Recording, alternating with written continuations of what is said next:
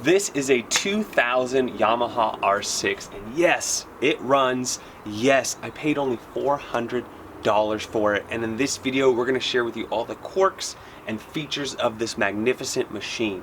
No, but we will be doing a little roundabout, showing you what I've fixed so far and how this has been a really great investment so far. It's currently running, so in this video I want to share with you what it looked like before, what I've done so far, what are some common issues with this bike, what do I think about this bike in general, and some other things.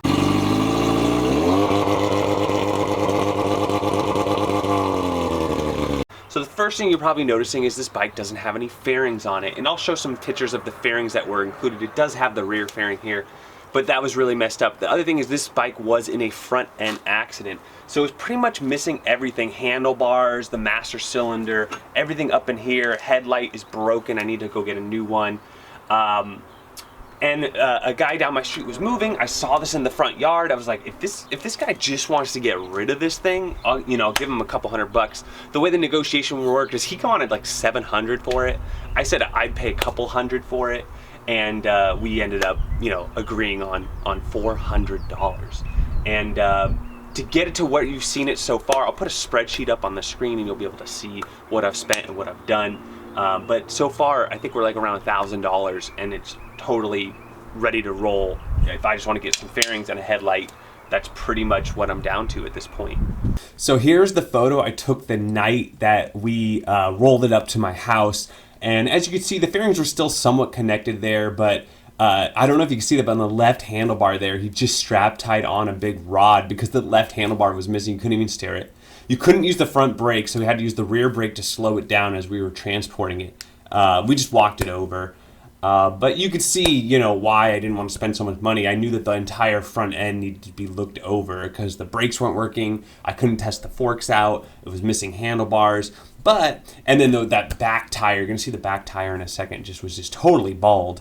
And then all this little janky stuff he did to the back of the bike, and all these stickers he added and all this other stuff. And then the dent in the gas tank. I was just assuming, let's just say I had to replace all that stuff. I need a good wiggle room. By the way, I figure this bike is worth around $3,000 resale value once it's all kind of put back together with nice fairings on it. But you let me know. There's the rear tire. As you can see, it wouldn't even hold air. It was you can even see it's like down to the inner core there. So doing a quick little tour of the bike, brand new tire there on the rear. You can see the rear sets over here are painted. It's kind of weird. There's the exhaust. There's some grinding from it being dropped. It's definitely been dropped on both sides. The right side seems like the drop was like in the driveway or something like that. Nothing serious like that stuff. And then this is just so janky right here. He drilled into the subframe. That's the other thing I'm concerned about is the subframe. When I open it back up, we'll see how that goes. It does have the fender eliminator kit. It does have stainless braided brake lines all the way around. I don't know if that came stock. I changed the rear brake fluid. I also changed the front. It still has the ram air there, and then that front fender is just pretty janky. But if I buy a new fairing fit, I'll get it. Did came with this old windscreen. It's totally cracked. I might be able to salvage it, maybe not. That's the stay there, the thing that holds the odometer in. I bought a brand new one on eBay for like $30 and got that on there already. There's what's left of the headlight, and for those of you that have seen these headlights before, it should be two pieces. And I did get the mirrors. He gave me the mirrors in that thing, and that's what's left of the left handlebar. As you can see there, it's missing the handlebar portion of it. But I found a handlebar on Craigslist. That was easy. And that's pretty much it for the extra parts and things. So here's my spreadsheet. You'll notice 3 columns on the right. The first column is if I get no fairings, I just keep it like a Street Fighter or something like that. The middle column is kind of where I'm probably going to do, which is not spending too much money and maybe cutting some corners. And then the far right is like if I was to just really do it up and make this bike brand new all over again. And so you'll see, for example, and then what I've done in bold on the left is things I've already done already. So master cylinder and brake lever, I already paid $28 to get that fixed. My left handlebars cost me $30. The starter solenoid, I was missing a starter solenoid to start the bike. It was $12 on Amazon. As you see, I don't need to change the fork oil, but I probably should. Bleeding the brakes was just the cost of the brake fluid. New tires so far, just $120 for the rear, but if I want to do the front, it might cost me more. A new battery was about $45. New fairings all the way around. Do I want to keep this bike naked, or do I want to add some fairings to it? A headlight, that's super expensive, I know. These headlights are hard to find. They don't make them anymore because the next generation over, these headlights are half as much. So that one I'm kind of waiting on that one to see if I can find something cheaper. And then oil change, and then the original purchase price, and then the clutch kit was about $100. So you can see at the bottom there total what I'm in. And as you see, you know, I can run it as is right now. And so my investment is like phenomenal. But as far as what I want to do with it and what I want to sell it for, I've always been under the influence that it's easier to sell it if you put less money into it, because this bike is a little older, and you know, it'll probably be some new rider, somebody with a low budget who wants something fast, and this is fast, that wants to get that. And so I lean more towards spending less money so I can still make a profit. But I have to say, you know, the more I work on it, the more I love it, the more it's like, you know, it's like your child, and you want to, like, you know, you want to fix it up right. So we'll see. Let me know what you guys think. What should I do? So I do need a new front fairing. That is the original tire that was on here. Brake wars were fine. All I had to do was bleed the brakes. This was broken off right here. This little piece right here was totally broken off. I did need the brake lever was totally broken off. I bought like this used one on Craigslist. Yes, I know it's missing a little piece there, but it's not bad. It was missing a grip. I had to redo it just had a throttle body, the throttle, you know, the actual plastic, not the handlebar, the actual grip. So I had to add that. Switch was fine. Did come with a key. Did come with a tack. It does have 28,000 miles on it. Speaking of which, let's go ahead and start it up really quick, just so you guys all know. It's loud as hell. That's something I don't like. Look at this exhaust. Look at that exhaust. It's just cut out, no baffle, or a really small one. And that's the one thing I don't like about this bike, is just how obnoxious it is, loud. I'd like it maybe a little quieter, but here we go.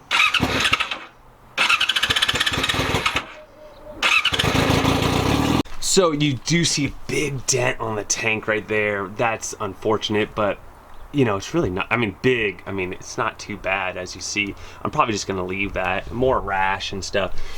He did change out the sprocket though. I don't know if you guys can see that. He put an aftermarket Vortex sprocket, and I did put a new tire on it. This little fairing here is stock. And then I could service the shock. I'm not gonna do that. Radiator was totally fine. I did change the oil though, and the radiator fluid. I did pull the old clutch out, and I need to order a new kit. I did check it out. Sliders are okay. They need to be, I mean, I'm totally gonna leave them just as is. I do have these covers that go here. I just took them off because back behind here is the TPS sensor, the throttle position sensor. And the forks, I actually think they're okay. I thought one of them had a leak on the fork, but it's just some debris, and I washed the bike and I haven't seen much more oil come out of the forks, so that's pretty good. I should change the fork oil, I know, but you know, I'm still kind of, you know, figuring things out as far as how far I want to go with my install. And all these wires, I just have them, you know, zip tied up right now. I need turn signals and a headlight, and then, you know, obviously the windscreen. One of my ideas is to potentially do like a Street Fighter, you know, with just taking off the, you know, just keeping it like with a headlight, no fairings. It's one way to keep it a little cheaper. I did bleed both the front and the rear brakes. They're stopping so good now. It already came with spool sliders. And then, like I said, that exhaust is just too loud. It's obnoxious. I'm probably gonna spend the $100 and get, you know, some used exhaust. And then did I tell you I got a brand new tire? Story on the tires was, tires are crazy expensive. And got that one used, brand new, but by somebody who mounted it for me for $120, new with mount.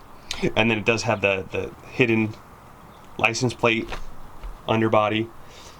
And yeah, I mean, you're still gonna see a lot of mixed parts here. Like, what the hell was he doing with this seat?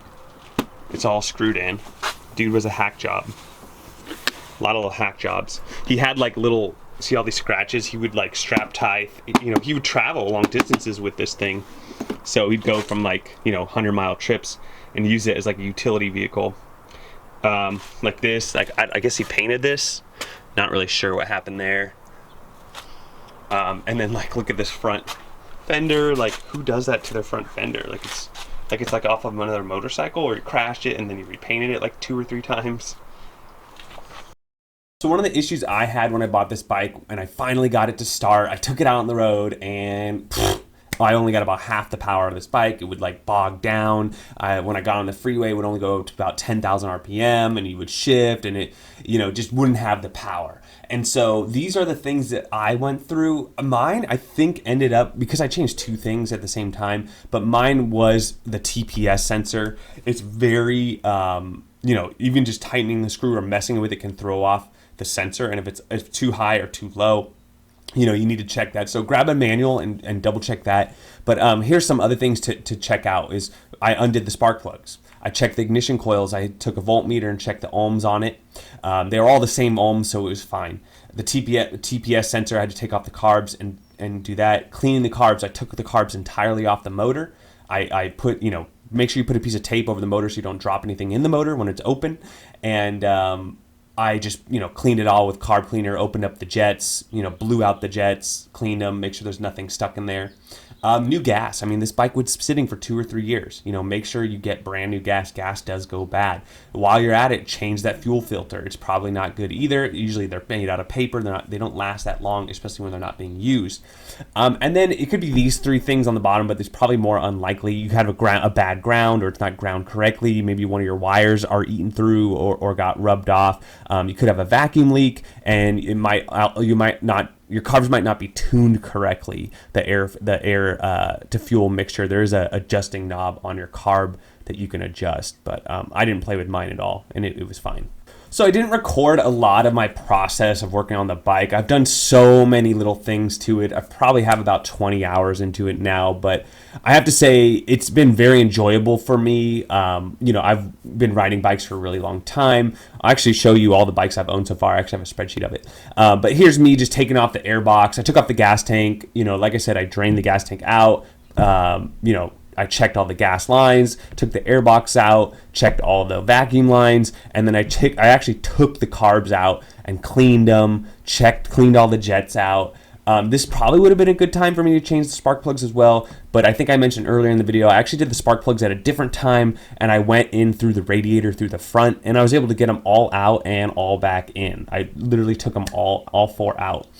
And then I also took off the clutch in this little maintenance little frenzy I did, but all I have to say is it's great that there's no fairings on this thing, that I can just get in and out of it really easily. So a lot of this maintenance, I have to say, my advice, I didn't make individual videos, but my advice is always take more off, especially if you're new at this. Take more off than you have to if you have the time. If you're doing like a job like mine, where you're going through this motorcycle for the first time, and you need to check connections, check for loose cables, make sure everything's set up correctly. You think you're saving time by not removing something, and you'll end up spending more. That's my experience. I know online a lot of people are like, "Why work hard when you can work smarter?" But it depends on who you are. Now, this is when I was kind of messing with the clutch a little bit. I did take off the clutch cover, and I need to buy a new clutch kit. I wanted to just inspect the plates first. That's what I was doing here. And I also changed the oil while I was at it. So I did want to talk a little bit about this bike and my investment so far. I'm super pleased with it. It puts a grin on my face when I ride it. So just for the little bit of pleasure I'm going to get out of it before I sell it. And who knows, maybe I won't sell it. I might keep it for like a year, enjoy it, and then upgrade or change it out. I also have an SV650 right now, so I have there's no need to have 2 motorcycles. But this bike is fast as hell. Any bike that has an R in it, a 600RR, Kawasaki 636R, any R1, and this is a 600, so it's definitely not a 1000. Definitely do not recommend it as your first bike. It's crazy fast. Especially just coming from the SV650. It is significantly faster, both in top speed, acceleration, everything. Now, obviously, the SV is a little faster off the start because of that V-twin power, but this thing, the 16,000 RPM, like, Jesus, it just goes, it's just linear power all the way up, which is really cool. So here's where it sits. I guess my final comments is just, if you are a new rider, be careful. I love that something out of a 21-year-old bike is still relevant today, plenty fast, plenty capable. I would definitely take this to a track day and ride this around. I love it. It's great. It's a little retro looking, in my opinion, especially with what kind of bikes are coming out today. But you know, this is a weapon. You know, for sure. It is awesome. So I'm digging it. Let me know what you all think. Let me know if you like these type of videos. I know it's different than my regular content. And then here is that list of bikes I've owned so far. And my dream bike right now is probably to get another KTM 690 SM, but like something newer, like a 2020 model or 2021, just because I don't do a lot of long distance driving, and those bikes are just so much fun around town. And the power they have, I really dig them. But anyways, that's it for now. My last questions were about my bike, but also if you'd like to see, if I get enough people interested, I can make these individual tutorials of how to check the TPS sensor, how to bleed the brakes, how to check the ground wires, how to run the diagnostics on the the carburetor, whatever it might be. I used YouTube myself for a lot of it in the R6 forums, and I found them very helpful for specific questions like finding certain numbers and different approaches. But then some of this is also just through practice and knowing what to do. But anyways, that's it. That's what I think. Let me know what y'all think. Don't forget to like and subscribe, and we'll catch you on the next one.